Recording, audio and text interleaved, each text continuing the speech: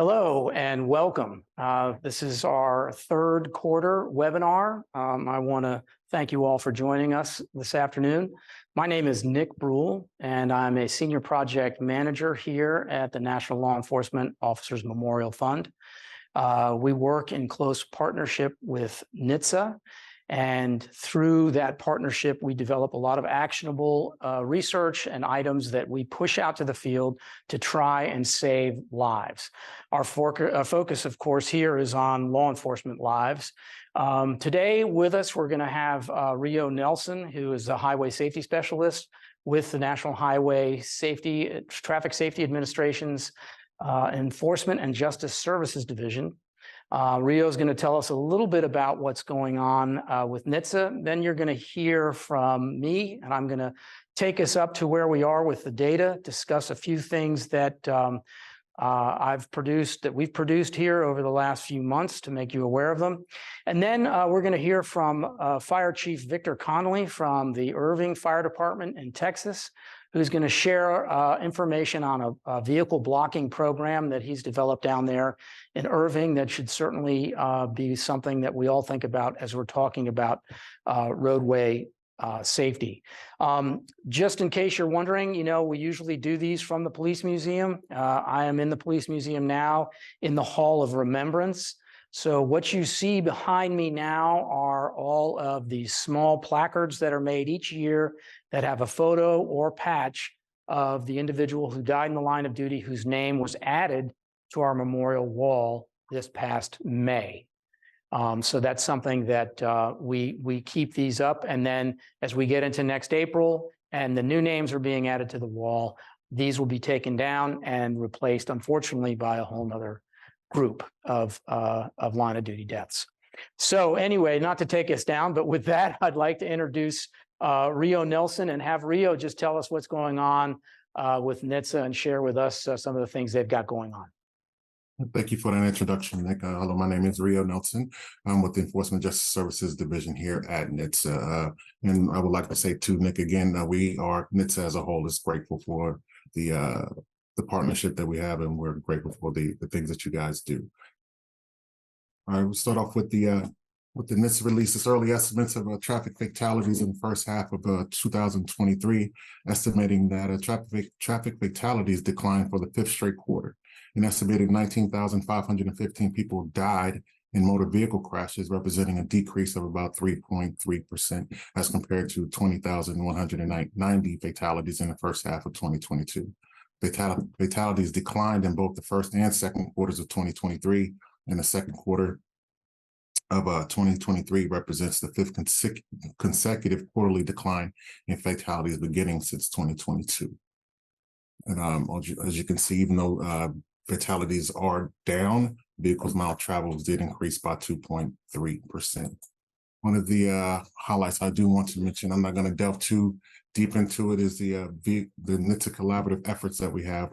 One is with the DOJ Cops Office at NHTSA, collaborated with the Police Executive Research Forum, PERF, to develop this resource document to help law enforcement agencies manage the risk of conducting and not conducting vehicular pursuits. This guide uses findings from NHTSA research and other credible institutions on crashes and collisions involving police pursuits, as well as focus groups and discussions and review from 48 agencies and policies to provide information and model policies to encourage and develop safer vehicular pursuits. Also, one of our programs that we have is a law enforcement liaison program, and I just want to put that out there that we are open, and scheduled classes have been open for the FY24. And if you want any more information on that, the person of contact would be Charlie Files. She can be reached at charles.files@dot.gov. And without highlighting NHTSA support of law enforcement, the law enforcement community is a crucial ally to NHTSA in reducing deaths on our roadways, and we are very grateful for that partnership. One of the things that we do in recognition of law enforcement, especially in our headquarters building, if you ever come to the NHTSA DOT headquarters building on the 4th and 5th floor, we have memorial boards that we display, and we like to pay tribute to the officers who paid the ultimate sacrifice and giving their lives to keeping us all safe on the roads and highways. And I would like to thank you for your time. And once again, my name is Rio Nelson, and my contact information is below. And I will hand the floor back over to Nick. Thank you again, Nick. Yeah, my pleasure, Rio. And what I'm going to do is, as always, I make sure you guys know about what's going on here at the Memorial Fund just a little bit. But then I'll give you some comparisons with regard to 2022 versus 2023, talk to you about what's happened in quarter number 3, and a little bit about what things look like overall this year. And I think you'll find the data that I give matches with some of what Rio just gave us in terms of crashes. And so there is, I guess, a little bit of good news. And then, as I mentioned at the top, I'm going to talk about a paper that we prepared on a study that we did, as well as one of our newer public police safety videos that we produce every year. This is a new one with an officer from Robbinsville, New Jersey. So you'll hear his story. It's only about 3 minutes. And of course, we'll make sure this is all available to everybody. So with that, let me begin.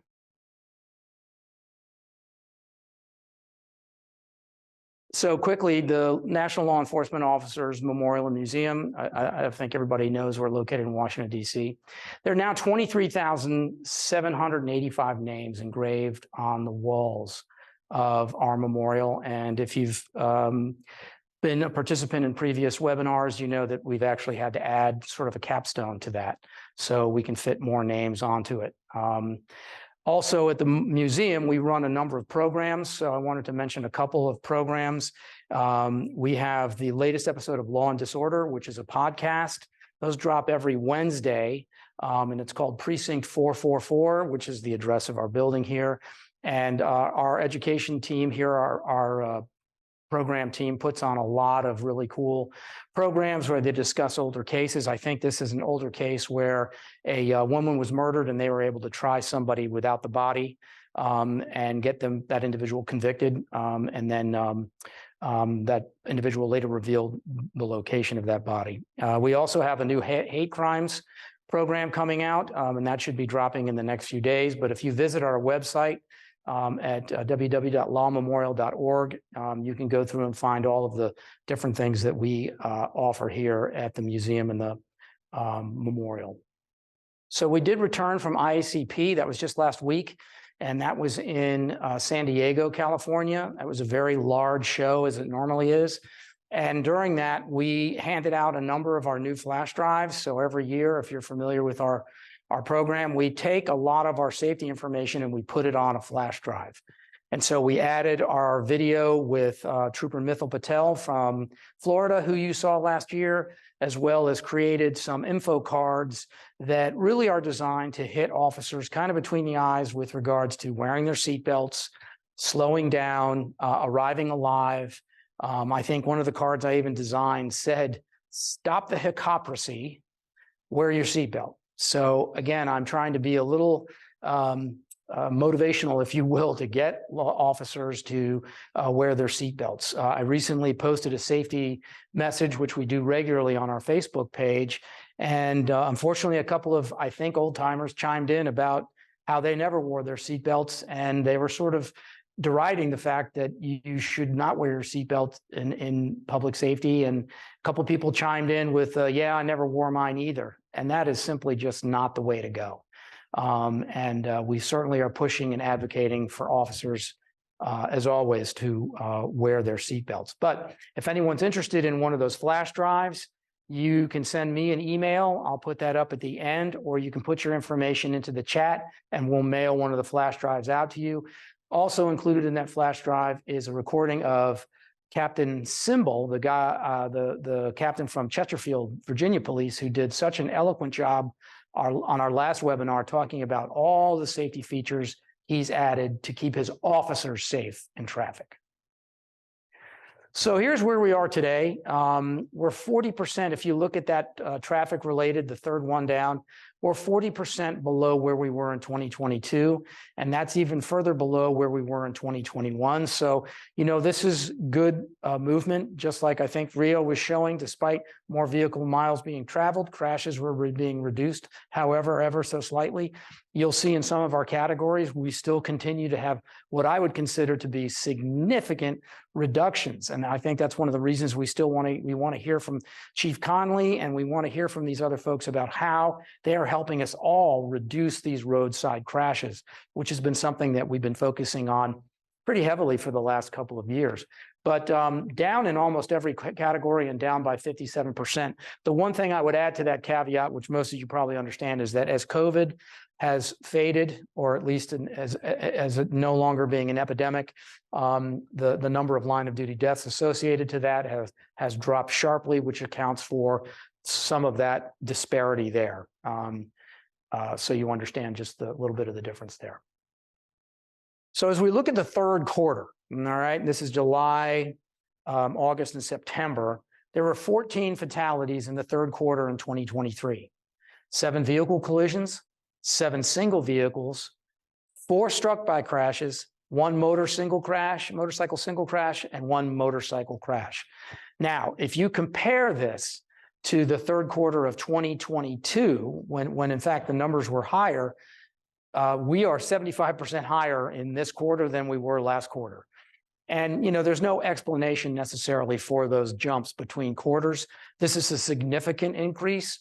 Again, I don't have just within the quarters, if you keep in mind that that's what I'm talking about. It is a significant increase. We had 14 this year. Meanwhile, we only had 8 during that same quarter last 2022. So we did have an uptick, and we got an uptick in struck-by crashes. And I'm going to talk a little bit more about struck-by crashes, as I always do. So if we look at the vehicle crashes, and I want to remind everybody, this is preliminary information, right? I haven't reviewed all of the crash cases, crash reports, as we normally do. At the end of the year, I do a very thorough wash of all the information we get here on all of these cases and begin to really pull out those details. One of the things that we don't have a lot of information on this year that even normally by now I do is whether or not officers were belted. I know in one crash, which I'll mention in a minute, we already confirmed that the officer was not belted in that crash. But as those cases come in, that's when at the end of the year and when I finish our end of year report, there'll be much more in-depth analysis as to circumstances of line of duty deaths, what were happening on the scene, what they were doing on the scene, were they in a pursuit, were they on the roadside, that kind of thing.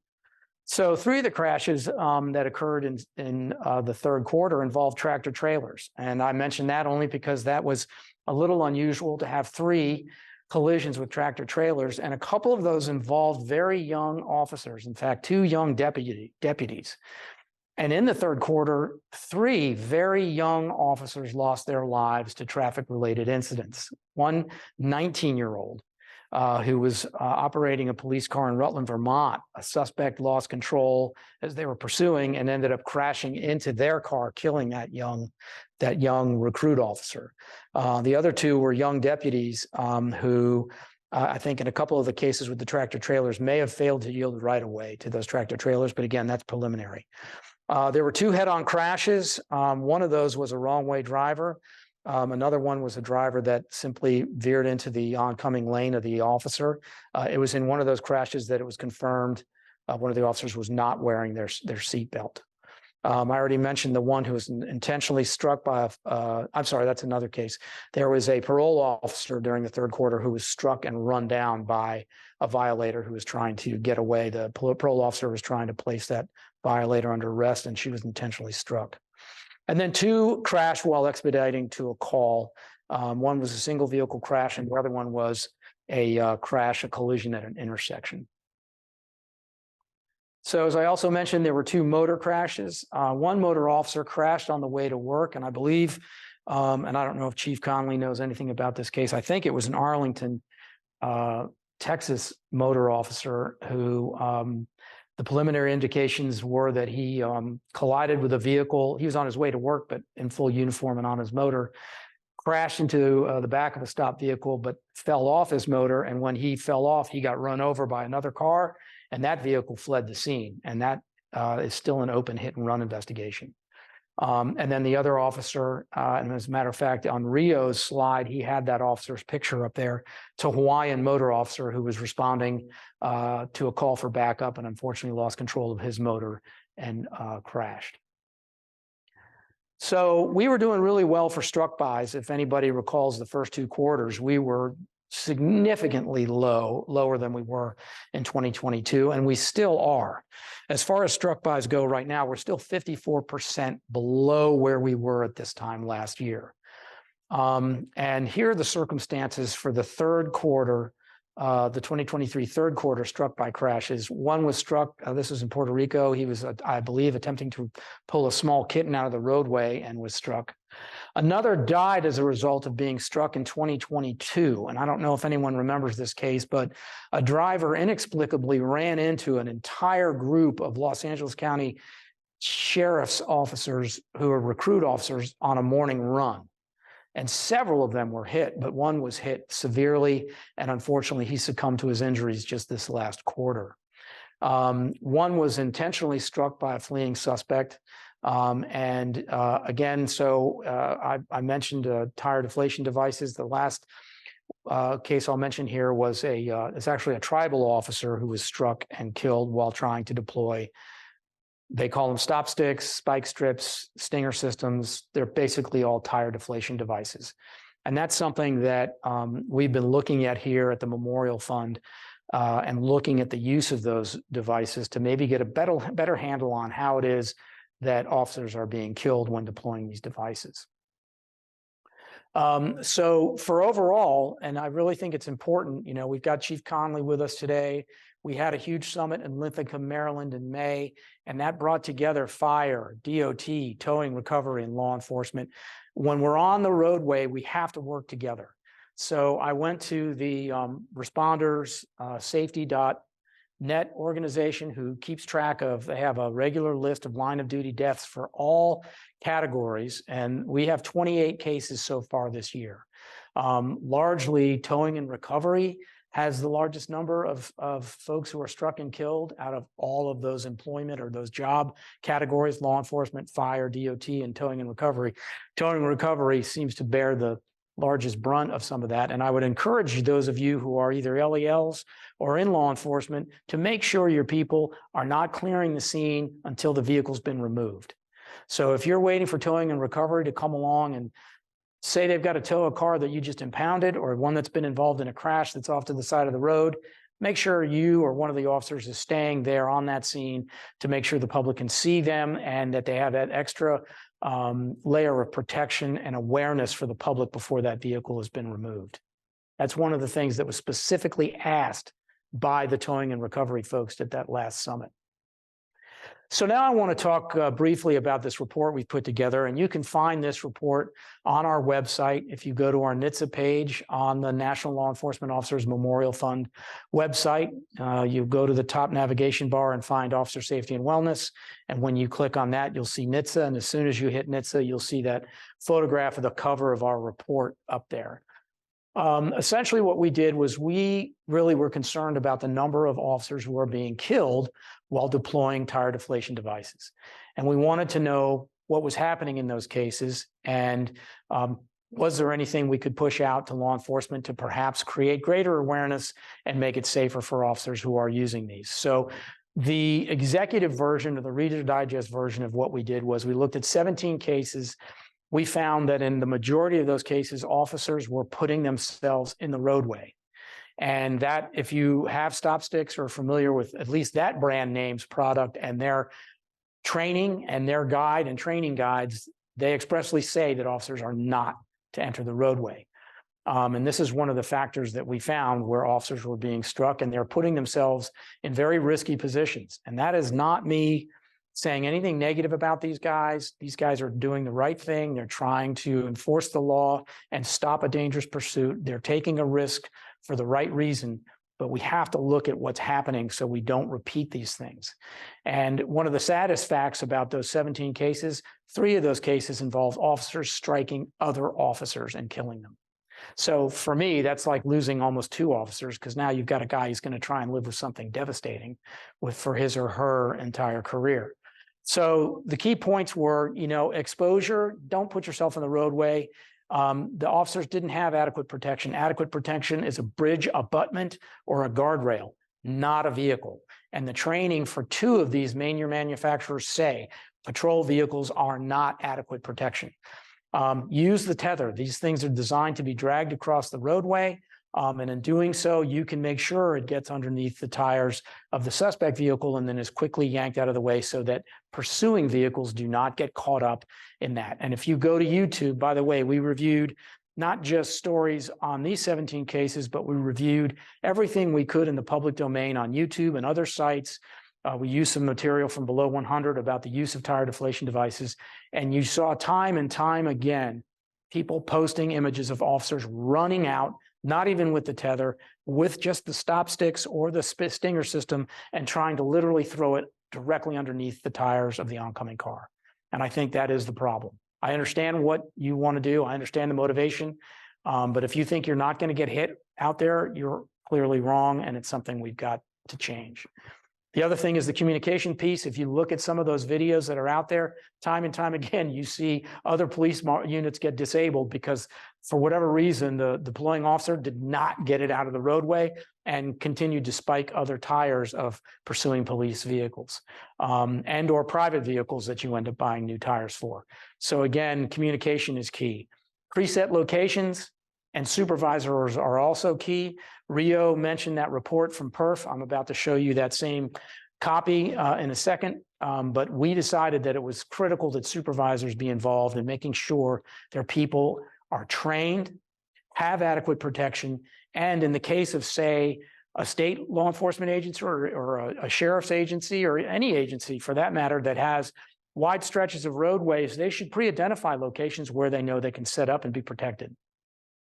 The last thing I'll say about the TDD devices, there is a video out, and I can try and find it if somebody emails me for it, but this was perfect because 2 units got ahead of the pursuit, both protected by bridge abutments, and they both had their tire deflation devices across the roadway, so that suspect vehicle, it was either going to hit the bridge or run over those things. And it worked perfectly, perfect spiked, all 4 tires. They were able to quickly draw it out of the way, and the pursuing vehicles were able to continue.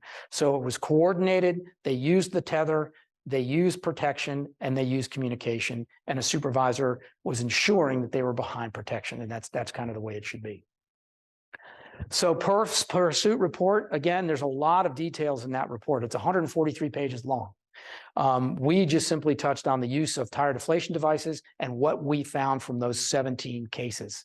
And there are other details that we did find. We looked at things about like why were they pursuing them, how fast were the pursuits that they were using spike strips on. And in fact, 93 miles an hour was the average speed based on the research we did of folks trying to deploy these tire deflation devices.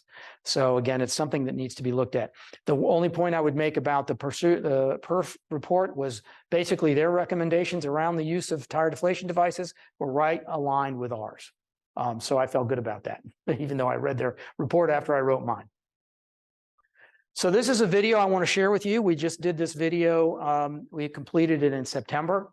It is the story of a Robbinsville police officer who was struck, and this is our first showing of it. So hopefully you'll enjoy this, and hopefully it's informative and helpful for your officers to use in the future.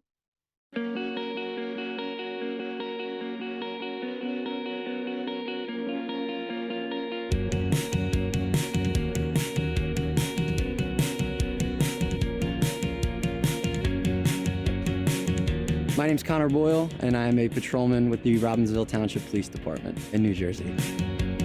I've been with the Robbinsville Township Police Department for approximately 2 years now. Robbinsville's a good town, smaller town. We're about 20 square miles, about 10,000 residents. On April 22nd, 2023, my life kind of got flipped upside down. It was a Saturday night, not too many people on the road. It was misting, raining. I was on my normal patrol duty, and at around 11:30, I saw a disabled vehicle I pulled up, canted my vehicle out on an angle, overhead lights activated, approached the driver, see if he needed any sort of help. There's a parking lot right there. We're gonna push you right into there, okay? I was trying to get his vehicle into neutral so we could push it down the road. That's when I was struck. Yep, it turns in here. Now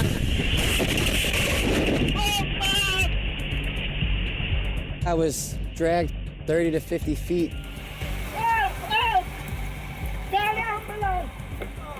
After I was struck, my first instinct was just to survive. Crawled out of the road, got on the radio, advised the police department and my co-workers that I had been struck. 67, talk to me. Are you okay? I'm down. I'm bleeding. I don't know from where. I got struck on the right side, my right leg. It might be broken. Pretty much broke my ankle in 2 places. And I knew immediately that my leg was broken. Slipped a couple discs in my neck and back. Had bruising and abrasions all throughout my body. I was out of work for approximately 4 to 5 months. I'm still recovering physically, mentally, emotionally as well. We sign up to do this job and we know what it entails, but never in a million years would you ever think that it would happen to you, you know, but it can. What, you just broke down? Is it in neutral? In a perfect world, we're taught passenger side approach. Unfortunately, circumstances dictate. And in this situation, I didn't have that luxury to be able to walk to the passenger side of the vehicle. I had to get the vehicle in neutral so I could push it. If I hadn't canted my vehicle out and just parked parallel behind the disabled vehicle, we both would have been injured pretty substantially.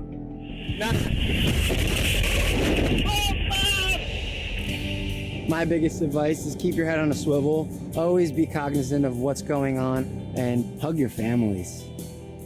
That's the biggest thing. Just tell your families you love them. Because you don't know, you never know, so.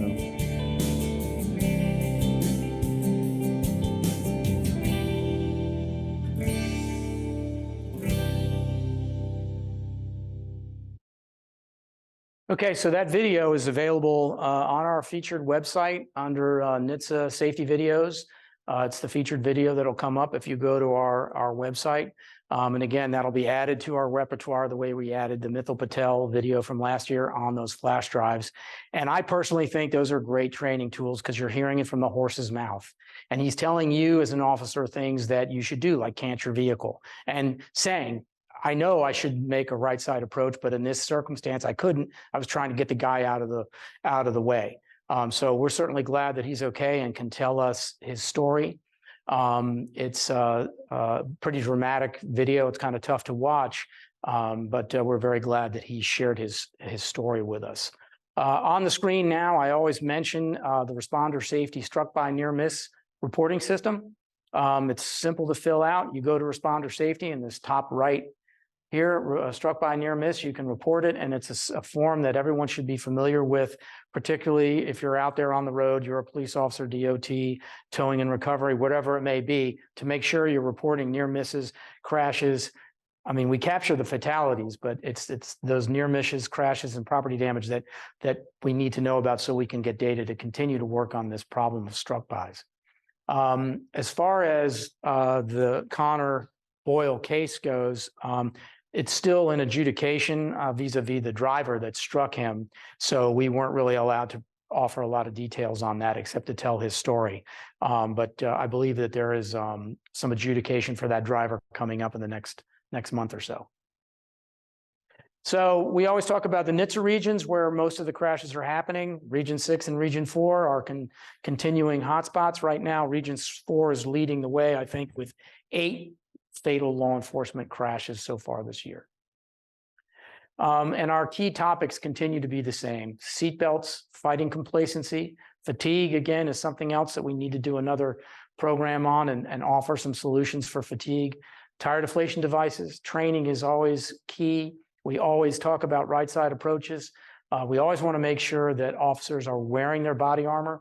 That's one of the questions, unfortunately, I would have asked Officer Boyle had I been there for that filming, and unfortunately I wasn't able to make it.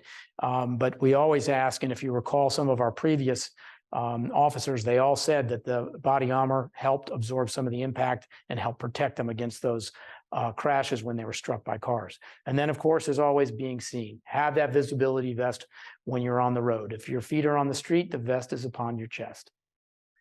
There's NHTSA's information. I think that's left over from a subsequent presentation, but again, below 100, great organization. They come out and do training, and they have the 5 tenets. So if you're not familiar with that, look up below100.org. They could come to your agency and train your officers in some pretty great safety training that's almost entirely focused on roadway safety. And then you can get traffic safety materials at trafficsafetymarketing.gov. Where if you need anything, photographs, posters, images, that kind of stuff is there. So this is me, N. Breul at NLEOMF.org. That is my telephone number, so use it, leave me a message, and I will certainly return your call or return your email. And you can send me an email if you want one of the updated flash drives with all the material that I said is on them, and we'll get that sent out to you. If you need more than one, we have several made, just let me know. So now I'm going to stop sharing my screen because that was obviously difficult for me to share my screen to start with. I apologize for that. And I'm going to turn it over to Fire Chief Victor Conley.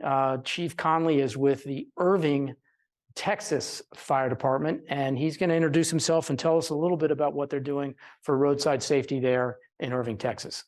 Chief?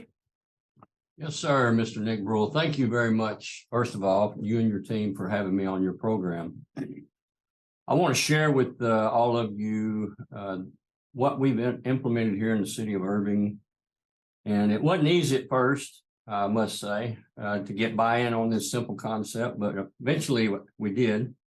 And we've gotten a lot of jurisdiction, a lot of municipalities that have put our program into place and even improved it. And so before I start sharing, I just want to encourage you to think outside the box, use the resources you have available to you, and make this program work to protect our first responders. And it's our police, our firefighters, our record service, and our EMS personnel. And so that was our mindset from this program, and I'll share with you through this short PowerPoint why it came about and how we've implemented it.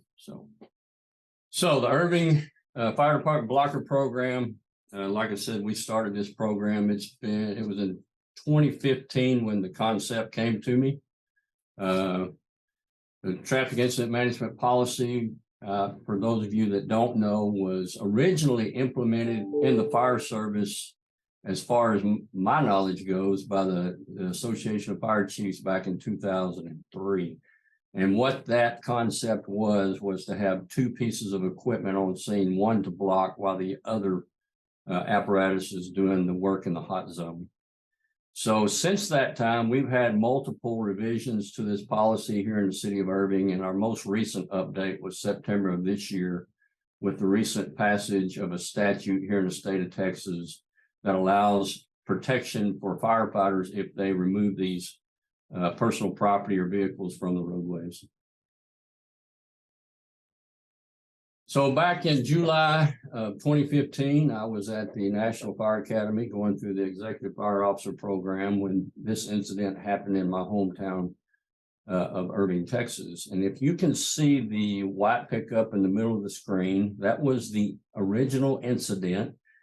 It was a driver believed to be driving under the influence who abandoned this vehicle, and our police department called us out to help block or protect them with the ladder truck you see rolled over on the side.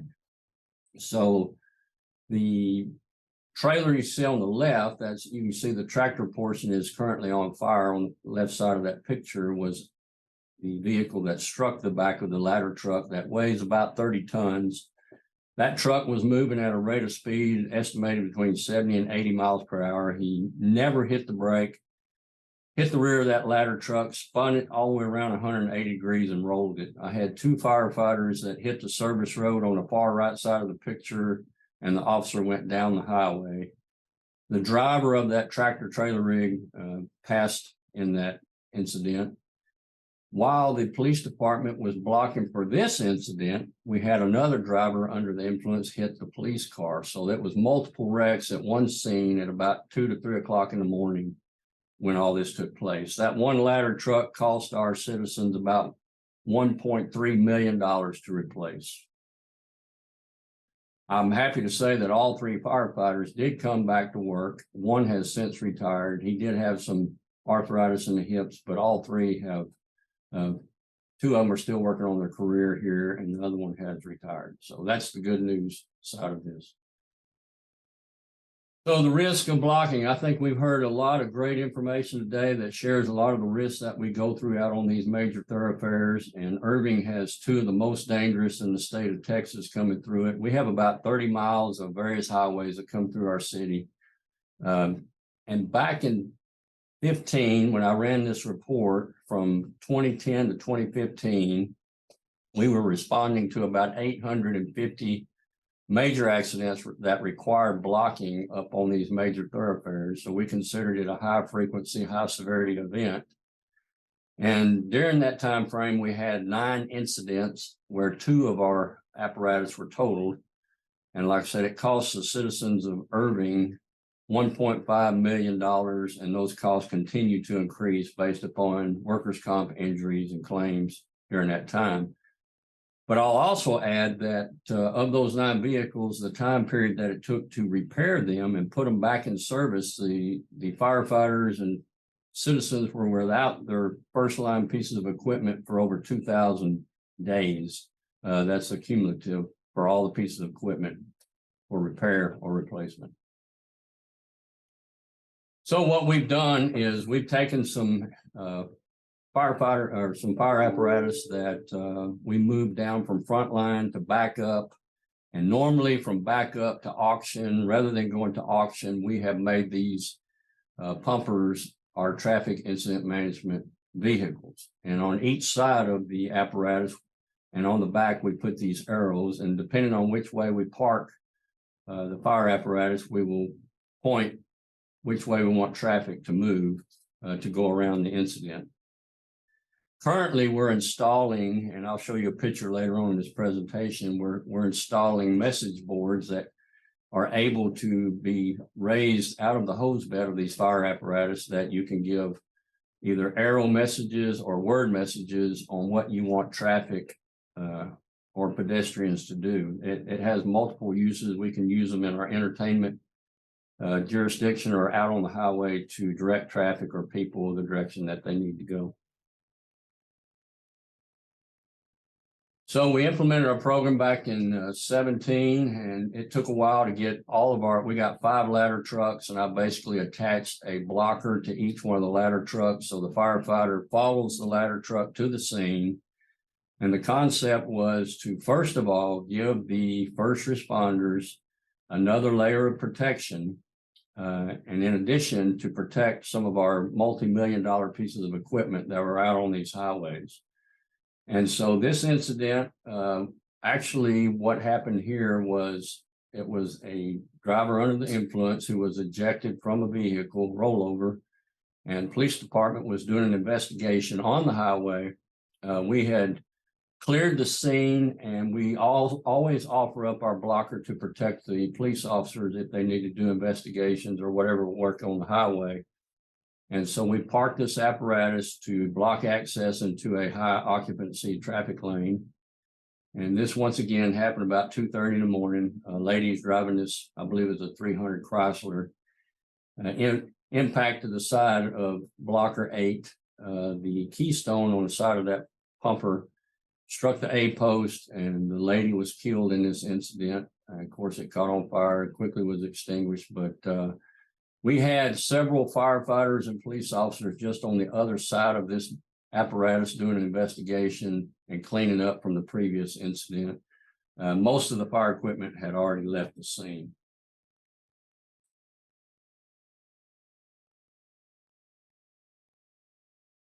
So in our guidelines, working safely near moving traffic, or our traffic incident management policy, you'll see that It's there to protect the incident scene, including the fire department, law enforcement, tow service, and the public. The blocking apparatus is also available for our police department on extended roadway closures, and they've used these apparatus multiple times to help them be safer on these roadways.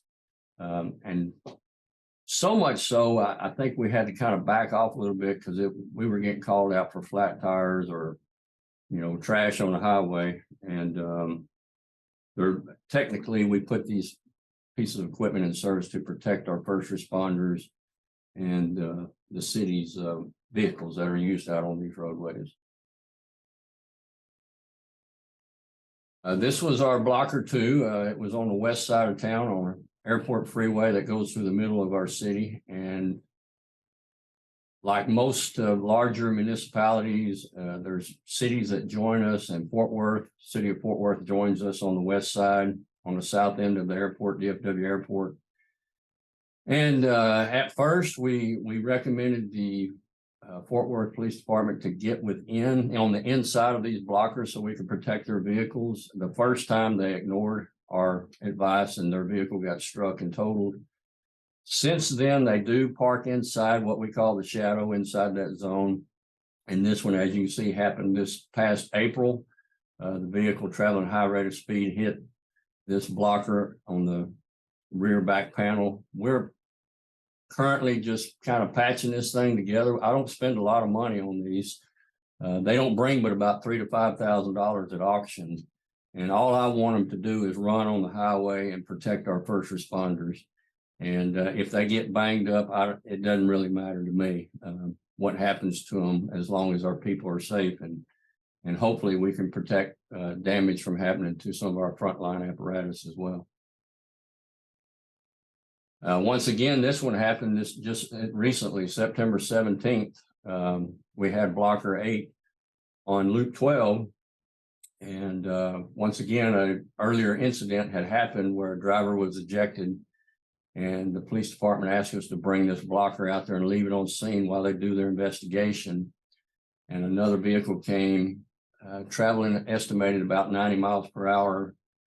That apparatus you can see on the far right side of your picture, where it's up against the Jersey wall, was actually sitting perpendicular to the road. So that truck hit it in the front axle and spun it basically 90 degrees out of the roadway. That driver did not survive his injuries either. But there were several police officers on the other side of this apparatus doing their investigation that he would have definitely plowed through. So the majority of our accidents happen late at night or early in the morning, usually involve some illegal substance or alcohol. This incident was back on July the 4th of 2021. Same thing, the driver was under the influence, struck the side. Seemed like most of the time they hit these apparatus right about midship, but we have all the lights on and air boards. Hopefully it's the same equipment we might have used the week before at Frontline, but was replaced and moved to the backup role and then into the traffic incident management role. So cost benefit, like I said, it adds an additional protection for our first responders. It reduces the exposure of our frontline apparatus. Insurance claims, when they get hit, they're considered a frontline piece of equipment. Our city can collect insurance for the damages incurred upon that piece of equipment. And originally, what we were doing, we were taking these pumpers and selling them at auction for $3,000 to $5,000. But now we're using them to increase safety on the roadway for our first responders. The bad side of things, and the one thing I hadn't figured out is, how do we get some of these people to pay attention and not be messing with radios or doing illegal substances or drinking or whatever else that they're doing, to not pay attention and end up hitting these things and getting hurt really, really bad or even deceased. I hadn't figured that side out, but the good side of the equation is we're protecting our first responders who are out there to try to help people and investigate scenes. And these roadways seem to be getting more and more dangerous rather than less.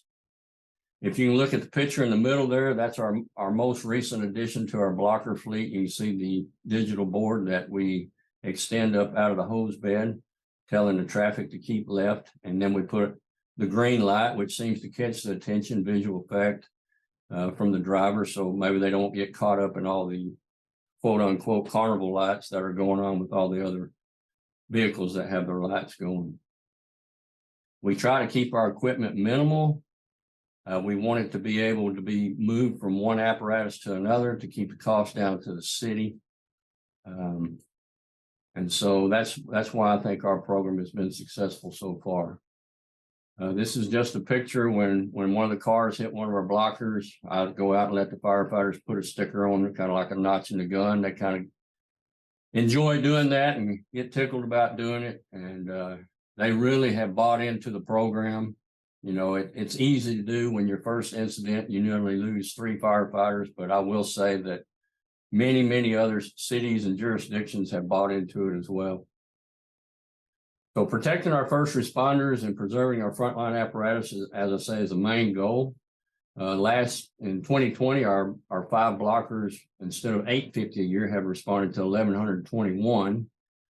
So our incidents continue to increase. They spent roughly 800 hours on these highways blocking. And like I said, 2 of our highways are in the most dangerous 100 for the state of Texas. Our blockers have been hit so far to date since we put them in service in 2017, over 20 times in the 6 years they've been in service. And I've had fire chiefs throughout the country ask me what's going on in Texas. And one particular was from Florida. And I said, well, I think all you Florida people are moving to Texas. And that's why you keep running in our stuff. But anyway, it's a good program. And like I said, 2 of our total blockers were actually out there protecting our brothers and sisters in blue.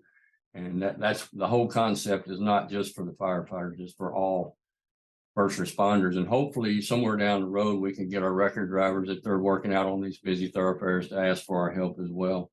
We did add into the contract of our record service that they have a key performance indicator where they come out and they arrive on scene within 25 minutes. That first incident I had shared with y'all, it took them over an hour and a half to get on scene. So exposure time is a big part of it. And then, as mentioned earlier, Jack Sullivan with the Emergency Responder Safety Institute, he's a good friend of mine. He shared this information with me recently, and it showed fatalities for emergency responders from 2019 to 2022, and it was over 200. And that's, in my opinion, totally unacceptable. And there's a lot of things we can do to reduce those numbers. So we're always looking to improve our program. We work with TxDOT, we work with tollway authorities, and we call those private entity blocking apparatus. Some of them have their own types of vehicles. We always notify them. And we have our officers communicate when they arrive on scene. Company officers are responsible to notify our dispatch center to make sure that we put it into the notes when they arrive on scene. So when we have contract discussions with the record service, we can bring those numbers forward or communicate with them throughout the year of expectations and what's going on. If the hazard's been mitigated and IPD, our police department, they don't want to move the vehicles, then that's when our personnel are authorized to leave the blocker there to protect them. And then once they're through with their task, all they have to do is call us and we come back and pick it up. Our blockers carry an assortment of equipment, everything from oil sorb to flares, traffic cones, whatever you might need just for extra equipment out on scene. And finally, all these pictures are pictures of our apparatus that have been hit, but we use it on a campaign to make our public aware to move over and slow down. It's the law. And we share these pictures because they're firsthand information, and we try to get the public to slow down and move over. Once again, this is what we're trying to keep from happening. This happened up in Flint Hill, South Carolina, few years ago, and you can see the engine on the far right, and that tractor trailer rig just made a pile of metal out of it, no longer usable. And these engines now, for those of you that don't know, takes up to 40 months to get replaced from the manufacturer. So the community is without these pieces of equipment for a long time. Then finally, this is my contact information. If you need any additional information, like I said, we've shared quite a bit of this information throughout the country. We encourage everybody to think outside the box and protect your first responders and your frontline equipment and get everybody on the same page. I think it's been mentioned a couple times here. Coordination is key out on these scenes to help keep our people safe and get off the roadway as soon as we can. Nick, I'll turn it back over to you. And once again, thank you for inviting me onto your program to share this information. No, Chief, that's great. I appreciate it. And thank you for joining us. And I was going to mention that you mentioned at the end of your presentation, the cost of the vehicles, but also the length of time it takes to get the apparatus replaced. I heard it's longer than, how many is 40 months? I heard 5 years to get a hook and ladder is what I heard. Well, I've got 3 ladders, 8 pumpers on order. The pumpers are taking me upwards of 40 months. The ladders can take up to 48 months. There you go. Yeah. So it's a long time to be without a piece of equipment. And and they're expensive. I mean, these ladder trucks are costing us right at $2 million now. Good gracious. Right. Yeah. And that's again, something that we've talked a little bit more about as we do these presentations. You know, of course, I'm always giving the fatality statistics, and the lives are the most important things without a doubt. But as you then begin to sort of look at the larger picture of injuries as well as lost equipment and damaged property, I mean, we're in millions and millions and millions of dollars. And I know NHTSA put a document out about that cost called the cost of crashes. And I think we've actually put that on our website. I think the questions that popped in were answered through the chat already. Again, you can find these resources on the National Law Enforcement Officers Memorial Funds page under our Officer Safety and Wellness tab at the top. I think you'll be able to find not only that new video with Officer Boyle in there, but also the report on the TDDs that we put together. And keep in mind, when we write this report, I'm not an academic from PERF or from cops. I'm a flatfoot who's been looking at crashes and crash fatalities for a long time.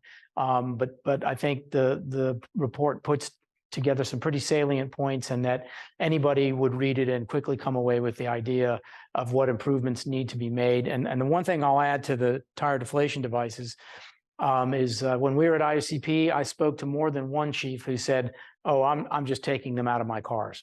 Now, I'm not recommending that, right? And if you read the report, I clearly say in the report that it's not the devices. The devices work. These agencies who use them successfully have had over 4,000 successful interventions at reducing these pursuits. But clearly there is a risk that is being taken, and we need to manage that risk, just the way we're managing the risk on these highways. So Rio, I want to thank you for joining us today. And you, especially Chief Conley, sharing the details of your program. Obviously, that's successful, and it seems like a very simple solution to use this equipment that every fire agency, particularly municipal agency that probably goes through equipment regularly, can take some of the serviceable equipment that you said would then be moved to second line and use it for this very purpose. I mean, it seems like a win to me. And if you're getting a insurance reimbursement on it when it's being struck, well, then that's another win as well, right? Instead of trying to replace, as you said, a $2 million piece of equipment and waiting 5 years for your folks. And if you have a major working fire and you're without that equipment, I know mutual aid will step in, but that's just that much longer before anyone else can get there with that equipment that you need. Yes, sir. You're absolutely right. So are we good, Anna, on questions? We got them? Okay. All right. Well, I want to thank you all again for joining us. I think we always try and present good, useful information in these things. I apologize for my technical glitch, which I always seem to be doing. I apologize for that. Again, you have my email. If you want contacts with any of the other folks on here that you couldn't get, just send me an email and I'll make sure everybody gets what they need. So thanks again for joining us. Our next webinar will be in January. And that webinar will be a full comparison and recounting of where we ended up in 2023 with regard to law enforcement traffic fatalities. Last thing I'll mention about TDDs, and I'm not sure if I mentioned it or not, in 2023, we've had 3 fatalities, all tied to the use of tire deflation devices.